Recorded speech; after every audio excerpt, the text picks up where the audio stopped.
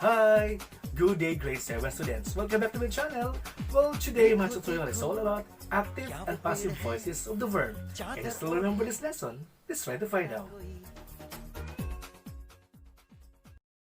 There are two kinds of voices of verb, namely active voice and passive voice. When you speak of active voice, it is the voice of the verb when the subject does or acts upon the verb, meaning to say, the subject is obviously and actively the doer of the action.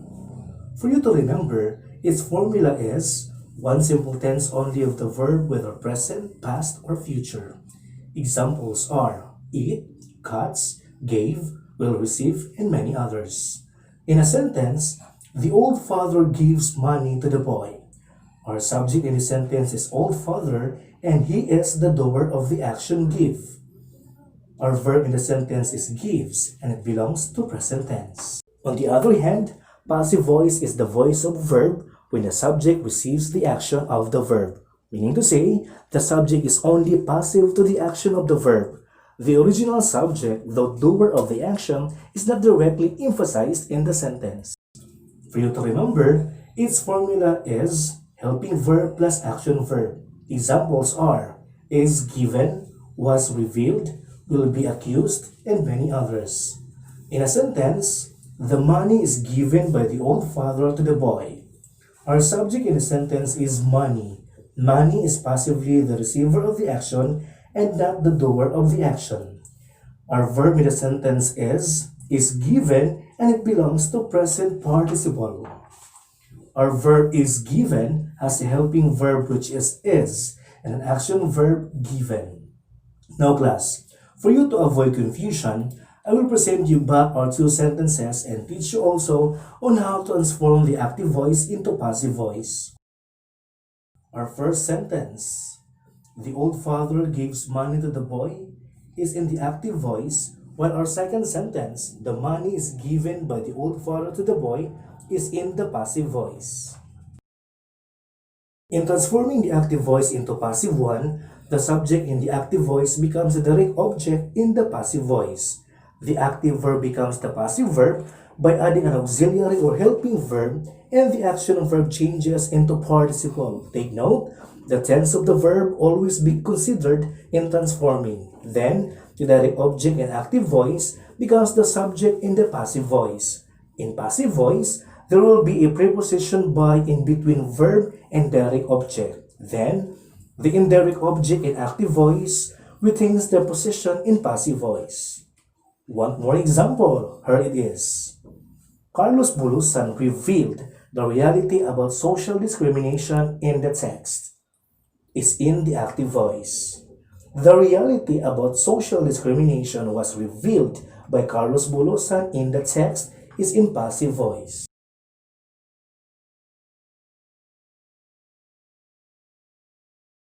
In our first exercise, tell whether each underlined verb is active voice or passive voice. Number 1. President Aquino visited the victims of the typhoon. Number 2.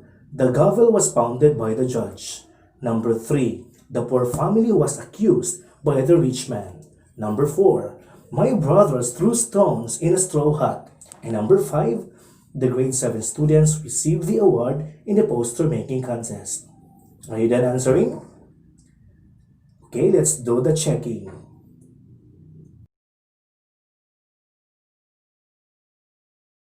Number 1 visited, the answer is active voice.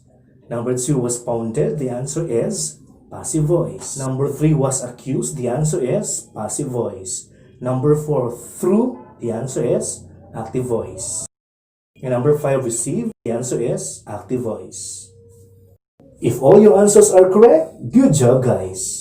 Do you want to take a rest? Or if you want more, let's proceed directly to our second exercise. In our second exercise, transform the following sentences from active voice to passive voice. Number 1. The Japanese soldiers disturbed the Philippines. Number 2. The soldiers attacked the Filipinos. Number 3. The Americans helped the Filipinos in the war. Number 4. The Filipino doctors healed the wounded. And number 5, President Quezon ensured an efficient and effective government. Okay, are you done answering? Let's do the checking. Number 1, the Japanese soldiers disturbed the Philippines. The answer is the Philippines was disturbed by the Japanese soldiers. Number 2, the soldiers attacked the Filipinos. The answer is the Filipinos were attacked by the soldiers. Number 3, the Americans helped the Filipinos in the war. The answer is the Filipinos were helped by the Americans in the war. Number 4, the Filipino doctors healed the wounded. The answer is the wounded were healed by the Filipino doctors. And number 5, President Quezon ensured an efficient and effective government. The answer is an efficient and effective government was ensured by President Quezon. Do we have the same answers? If that is so, congratulations!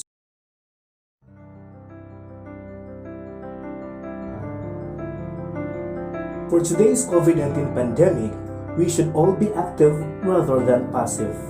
We should be active in following the government's health protocols, active in helping the needy, active in taking care of our family, and above all, active in our prayer to God every day.